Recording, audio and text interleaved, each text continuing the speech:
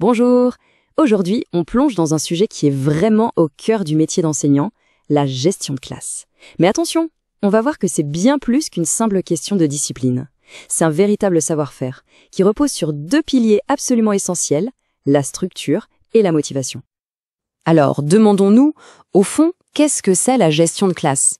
La première chose qui vient souvent à l'esprit, c'est la discipline, le silence, mais si on s'arrête là, on passe complètement à côté de l'essentiel. Allons déconstruire un peu cette idée. Oui, il faut qu'on oublie tout de suite ce cliché. Non, vraiment, gérer sa classe, ça ne se résume pas du tout à faire régner la discipline.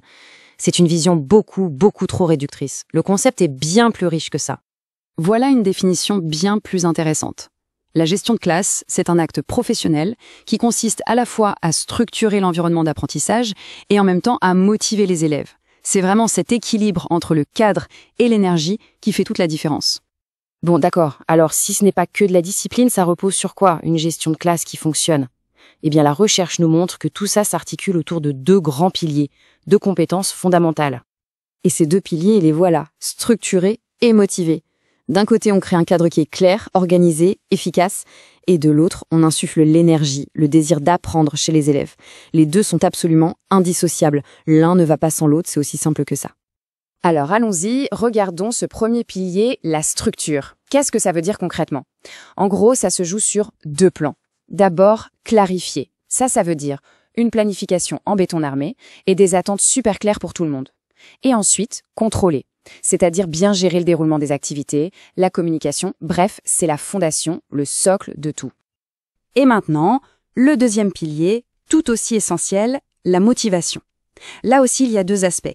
D'un côté, stimuler.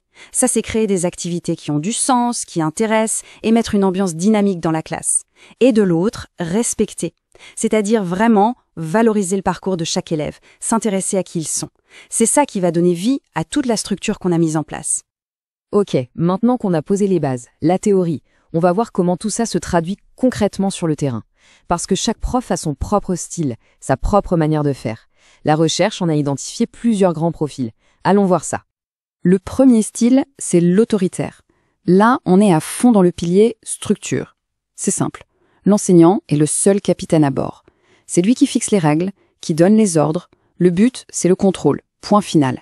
Alors, ce qu'il faut retenir, c'est que oui, ça peut être efficace pour avoir de l'ordre, mais souvent, c'est au détriment de l'engagement des élèves. À l'exact opposé, on a l'approche socio-affective. Là, on mise tout sur le pilier motivation. La devise, c'est la relation d'abord. L'idée, c'est que si les élèves se sentent compris, respectés, eh bien la motivation et le bon comportement suivront naturellement.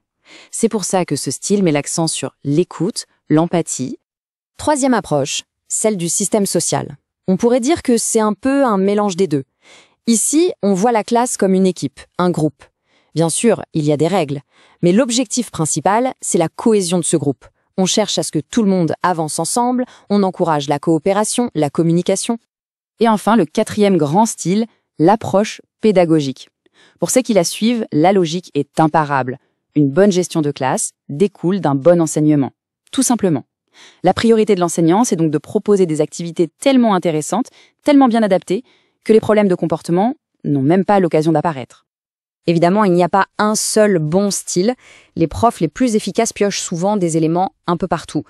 Par contre, la recherche est très claire sur le fait que certaines approches sont à éviter, voire à proscrire. Oui, le message est on ne peut plus clair. Il y a des approches qui ne marchent tout simplement pas. Et pire encore, elles peuvent être carrément contre-productives pour les élèves. La première de ces approches à bannir, c'est l'intimidation. Ça consiste à utiliser le sarcasme, la moquerie, des punitions très dures pour forcer l'obéissance. La citation le dit très bien, le problème majeur, c'est que ça crée énormément de ressentiment. Les élèves finissent par détester l'école.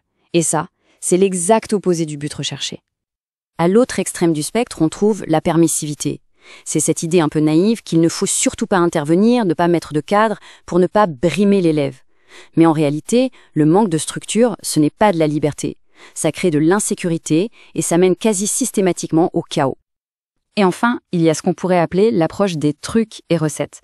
Vous savez, celle du gros bon sens, où on pioche une astuce par-ci, une astuce par-là, sans aucune réflexion de fond.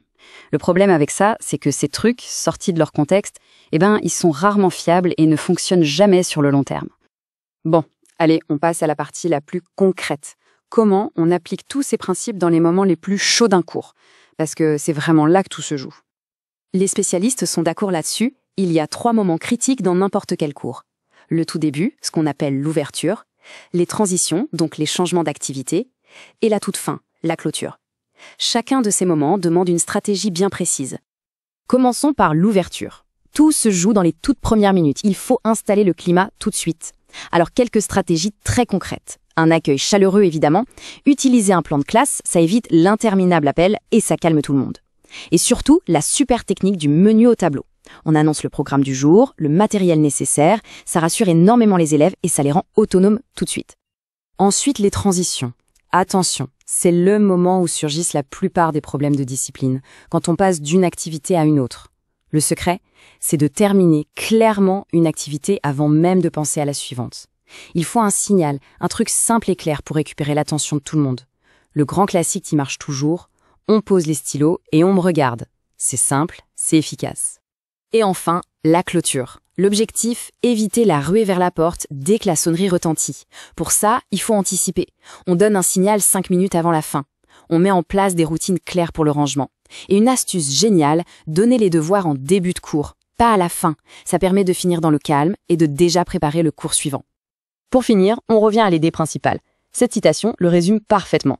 La gestion de classe, ce n'est pas un don du ciel, ce n'est pas une question de personnalité, c'est une vraie compétence professionnelle. Ça demande de la réflexion, de l'analyse, de l'organisation. C'est ça le cœur du métier d'enseigner. Alors voilà, après avoir vu tout ça, la question se pose. Parmi ces styles, ces techniques, qu'est-ce qui parle le plus à chacun? Quelle combinaison pourrait vraiment faire la différence dans une classe? Il n'y a pas de recette magique, de solution unique. La clé, c'est peut-être justement cette réflexion constante sur sa propre pratique. Merci de m'avoir écouté.